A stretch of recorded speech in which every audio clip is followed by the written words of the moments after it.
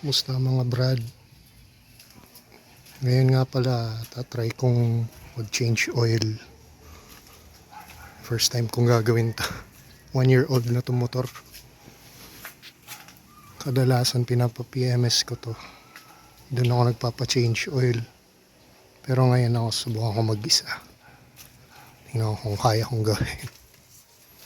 Ito yung motor. Si Gigi.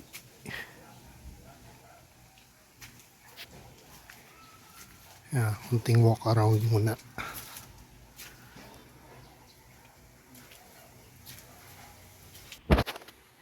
Tapos ito yung mga gagamitin natin ngayon para sa change oil.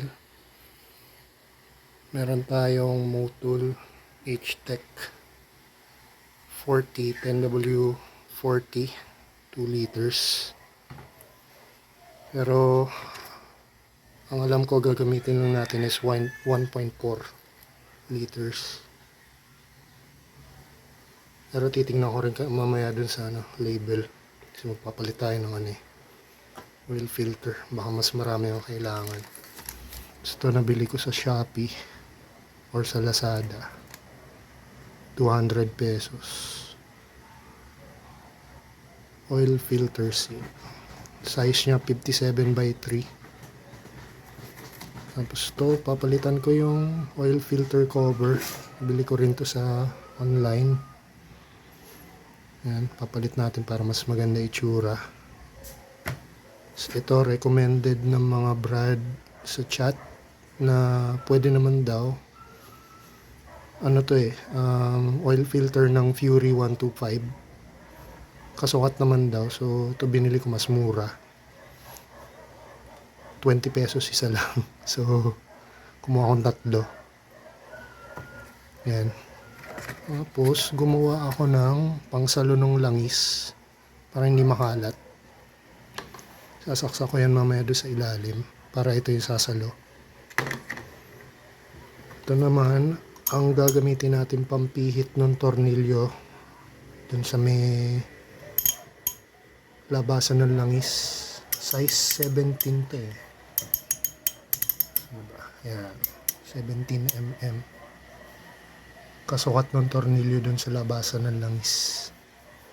Tsaka syempre ito, sasalo ng langis din para hindi kumalat sa sahig. Ito yung label. So tama 1.4 nga kapag magpapalit ng oil filter. Okay. Tapos ayun sa nalaman ko, kailangan daw munang i-start yung motor para mag-circulate yung lumang langis. Para hindi siya stagnant. So, painitin natin to for a few minutes.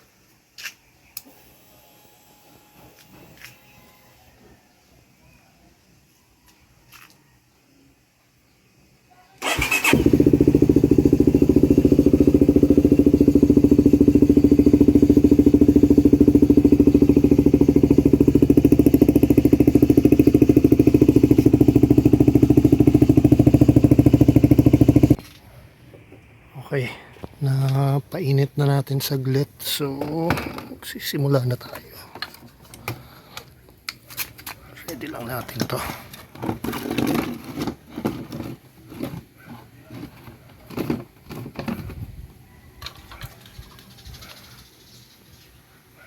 Tapos, diba?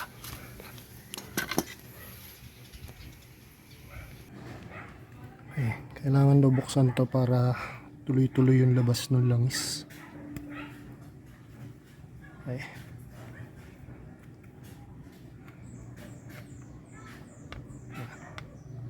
Patong ko lang dito. Pala yung langis, medyo maitim na siya. Kailangan talagang palitan na. Sasaksak natin dito.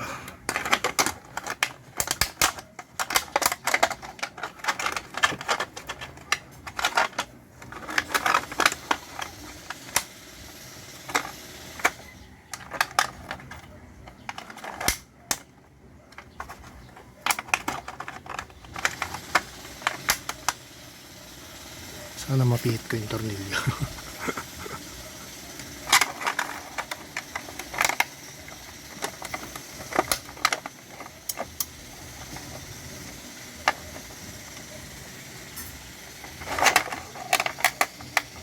Hirap. Niluwagan ko muna bagya para pakamay na lang. Sana lang huwag kumalat yung langis.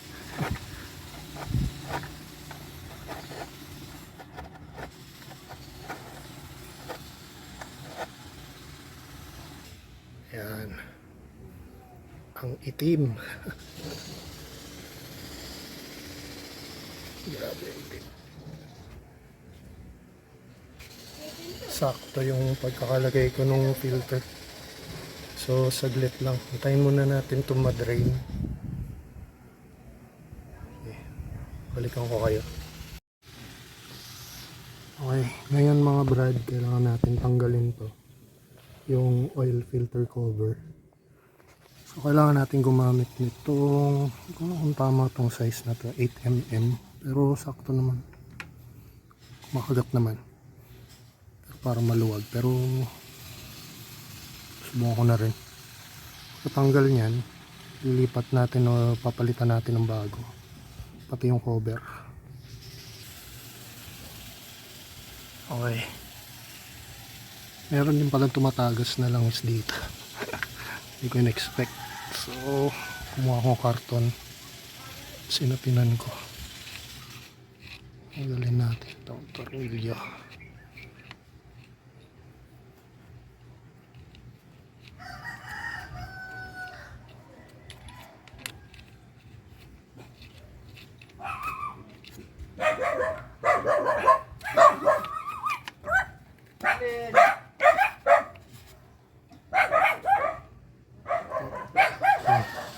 Tagas ulit.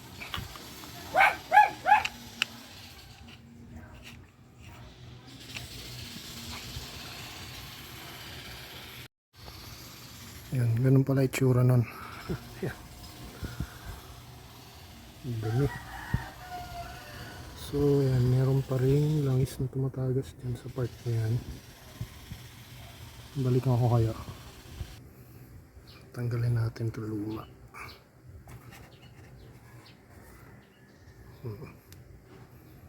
Kung madumi na ba ito, pero papalitan na rin natin itsura niya. Mukhang goods pa itong o-ring. Nagamitin ko to. Tabi ko muna yung bago. Punasan natin yung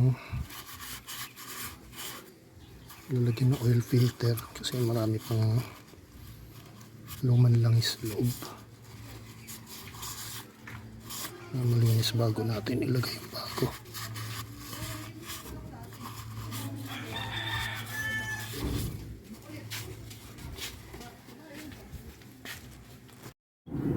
Okay, so sasalpak natin itong bagong oil filter. Yung may goma ito, itong part na to, kailangan na dito yan. So shoot siya dito.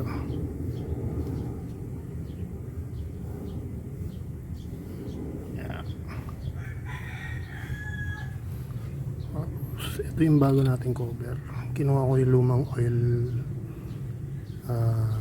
gasket, yung o-ring, since okay pa naman. So ayan. Sasalpak natin ito dito. Okay, syempre bago natin ibalik, linis muna natin.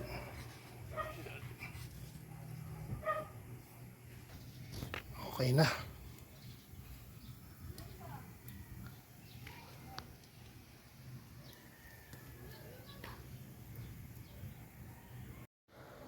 Okay, so ngayon naman sasalin natin yung motor natin, motor oil.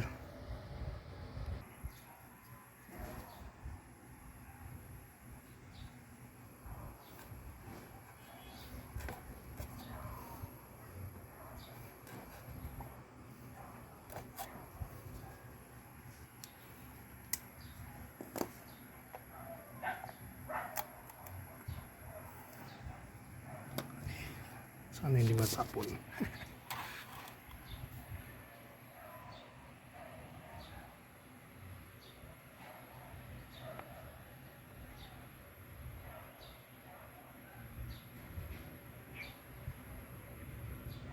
hirap mag-video habang nagsasalin, so pause muna natin to.